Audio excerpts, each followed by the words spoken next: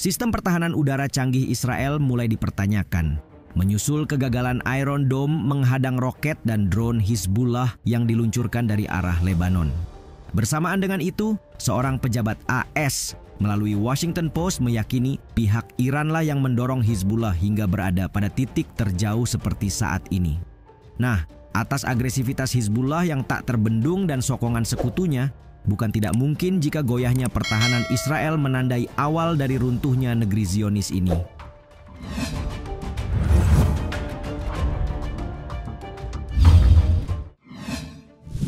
Kegagalan sistem pertahanan udara Israel. Tidak ada yang meragukan secanggih dan setangguh apa sistem pertahanan udara Israel. Namun IDF bisa apa jika Iron Dome kebanggaan mereka benar-benar tak berdaya di bawah serangan berskala tinggi yang diusung Hizbullah. Berdasarkan laporan yang menganalisis dampak mematikan persenjataan Hizbullah, surat kabar Israel Yediot Ahronot melihat ketidakmampuan Iron Dome untuk melawan. Pesawat nirawak Hizbullah dalam hal ini juga berhasil mengalahkan dan mengakali intersepsi Israel, tak peduli meski Israel telah menggunakan resolusi berteknologi tinggi. Sekitar 40 pesawat nirawak ofensif telah menyusup ke Israel dari Lebanon sejak awal Agustus. Dibandingkan dengan Juli, di mana sekitar 50 pesawat nirawak menyusup. Demikian bunyi keterangan yang dilaporkan. Merujuk pada operasi terbaru yang menargetkan pangkalan logistik Tesnobar, keterangan yang dikutip oleh surat kabar itu mengonfirmasi bahwa 3 pesawat nirawak ofensif berhasil mengatasi upaya IDF untuk mencegatnya. Ini adalah sebuah peristiwa yang bahkan digambarkan sebagai pertempuran udara di atas Katzrin. Mengutip Al-Mayadin, Hizbullah telah melakukan lebih dari 1.200 operasi pesawat nirawak sejak membuka front dukungannya untuk Gaza dan perlawanannya pada Oktober tahun lalu. Hanya saja kesulitan pendeteksian juga dilaporkan, padahal militer Israel telah mengembangkan sistem intersepsi eksperimental, perangkat pengacau sinyal, dan meriam vulkan.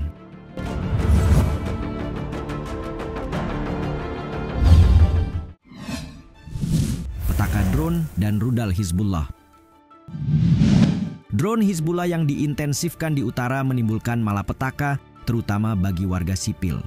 Kalian tentu belum lupa bagaimana sebuah pemukiman terbakar, korban jiwa berjatuhan, dan korban luka terus dilaporkan di dataran tinggi Golan yang dicaplok Israel. Sebuah ulasan yang dirangkum Inet News menyebut lebih dari 1.200 drone yang syarat akan bahan peledak telah menyusup ke Israel utara sejak Hizbullah memulai operasinya beberapa bulan terakhir. Berhubung serangan seringkali tak terdeteksi, lantas membuat pejabat keamanan masih berjuang untuk solusi dari ancaman mematikan ini. Rabu 21 Agustus, Hizbullah kembali menggila dengan 50 roket yang dikerahkan. Di mana serangan yang dimaksud terjadi sehari setelah Menteri Luar Negeri AS, Antony Blinken, bertemu mediator Mesir dan Qatar. Kemudian, 3 drone serang juga terbang di atas dataran tinggi Golan di atas Katzrin di hari itu, menghindari upaya IDF untuk mencegat sebagaimana sempat disinggung sebelumnya. Namun yang terjadi selanjutnya cukup mengejutkan. Dalam hal ini insiden diakhiri dengan 1 intersepsi dan 2 serangan langsung, membuat 1 orang terluka dan yang lainnya menderita kecemasan. Membuat penduduk di utara seakan kehilangan harapan.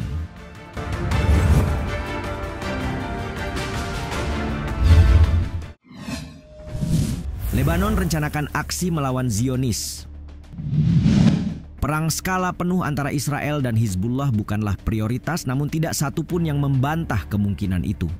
Pemerintah Lebanon misalnya, diwakilkan Menteri Tenaga Kerja Lebanon Mustafa Bayram, ia menyebut pihaknya telah mengembangkan rencana operasional jika terjadi eskalasi konflik yang sedang berlangsung. Tetapi organisasi internasional belum memberikan bantuan yang diperlukan dalam hal ini sebagai akibat dari tekanan Barat, katanya kepada Sputnik pada hari Kamis.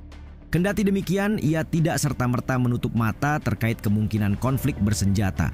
Disebutnya bahwa keputusan perang dan perdamaian hari ini sepenuhnya berada di tangan Israel dan Lebanon memiliki hak untuk membela diri.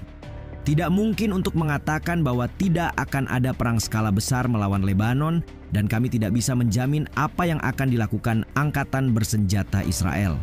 Hizbullah mampu melawan pertempuran ini dan Israel tidak memerlukan alasan apapun untuk menyerang Lebanon. ujar Bayram menambahkan. Situasi di perbatasan Israel di jalur Gaza semakin diperparah dengan kematian komandan tinggi Hizbullah belum lama ini. Pada 18 Juni, IDF mengumumkan pihaknya telah menyetujui rencana operasional serangan di Lebanon. Tak lama kemudian, Perdana Menteri Lebanon Najib Mikati mengatakan negaranya berada dalam keadaan perang akibat ancaman dan serangan dari Israel.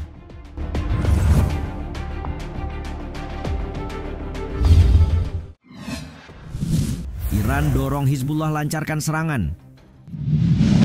Iran belum melancarkan serangan balas dendamnya terhadap Israel sejauh ini. Meski demikian, kekuatan proksi mereka, dalam hal ini Hizbullah, tampak jor-joran dalam menembus pertahanan musuh bersama itu. Jadi, benarkah serangan Hizbullah ada hubungannya dengan instruksi Iran? Narasi tersebut diperkuat ketika seorang pejabat AS mengatakan kepada The Washington Post bahwa Iran mungkin telah diyakinkan untuk menunda serangan langsung ke Israel sembari mendorong sekutunya untuk menyerang. Sebagaimana dilaporkan The Times of Israel, pejabat yang tidak disebutkan namanya itu mengurai rencana Hasan Nasrallah, di mana menurutnya Nasrallah selaku pemimpin Hizbullah bermaksud untuk melakukan serangan yang terfokus alih-alih menembakkan rentetan roket ke kota seperti Tel Aviv dan mempertaruhkan perang regional. Sebab seperti yang dikatakan, Iran ingin menanggapi pembunuhan pemimpin Hamas Ismail Haniyeh beberapa jam setelah Shukr terbunuh, namun terhalang untuk menyerang Israel secara langsung. Selain itu, pada dasarnya, Israel belum mengonfirmasi atau membantah keterlibatan mereka dalam kematian Haniyeh.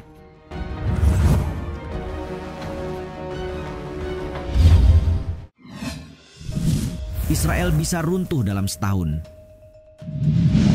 Melihat negaranya terus diserang musuh, Mayor Jenderal Yitzhak Brik belak-belakan menyebut Israel bisa runtuh dalam setahun. Jika perang gesekan melawan Hamas dan Hizbullah terus berlanjut, Israel akan runtuh dalam waktu tidak lebih dari setahun, katanya menegaskan. Tidak hanya itu, baginya sebagian besar pernyataan yang dibuat Menteri Pertahanan Yoav Gallant dan rekan-rekannya berikut klaim Netanyahu tidak berdasar dan hanya membuat publik Israel kehilangan muka. Ia pun meyakini terkait Gallant yang mulai menyadari betapa konsep kemenangan total di Gaza adalah omong kosong. Adapun kemungkinan kesepakatan pertukaran sandera dengan Hamas guna menghentikan perang. Jika ada yang membuatnya mustahil, maka menurutnya itu datang dari kondisi yang diperkenalkan Netanyahu sendiri. Sekadar mengingatkan, AS, Qatar, dan Mesir telah berupaya mencapai kesepakatan antara Israel dan Hamas. Selama berbulan-bulan, pembicaraan mereka senantiasa memastikan tercapainya pertukaran tahanan dan gencatan senjata, serta mengizinkan bantuan kemanusiaan memasuki Gaza. Namun, upaya mediasi terhenti karena penolakan Netanyahu untuk memenuhi tuntutan Hamas guna menghentikan perang.